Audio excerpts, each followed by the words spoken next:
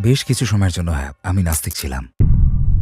আমার কাছে ধর্ম ব্যাপারটা অবান্তর মনে হতো। আমার মনে হতো এটা মানুষকে সুখী না হতে দেওয়ার একটা পন্থা আর ইচ্ছে মতো চলতে না দেওয়ার একটা ফন্দি। তো যেখানে আমি চাকরি করতাম ভীষণ ক্রেজি ছিল সেখানটা। সেটা একটা পুয়ের্তো রিকান পাড়া। প্রতি উইকেন্ডে কিশোর কিশোরীদের সেখানে মেলা বসে যেত। সালসা, মারিঙ্গা, ক্লাব মিউজিকের হই হল্লা, সবাই মিলে নাচানাচি সবকিছুই চলতো সেখানে। সেখানে পুরো ক্রেজি একটা ব্যাপার।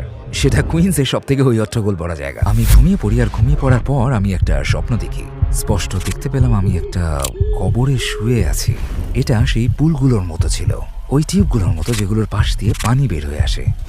মনে হয়েছিল কবরের পাশ দিয়ে নল খুলে দেওয়া হয়েছে, আর পানি যেমন করে ঢুকে পড়ে তেমন করে আগুন ঢুকে পড়ছে। কবরটা উন্মুক্ত ছিল, তাই আমি ওপরটা দেখতে পাচ্ছিলাম, এবং ওপর থেকে একটা আওয়াজ ভেসে এলো, এসব কিছু ঘটছে কারণ তুমি ইবাদত করো না। এসব কিছু ঘটছে কারণ তুমি ইবাদত করো না। মনে পড়ে আমার সম্পূর্ণ চেহারা চোখের পানিতে ভিজে গিয়েছিল। আমি স্বপ্নের ভেতর প্রচন্ড কাঁদছিলাম, কাঁদতে কাঁদতে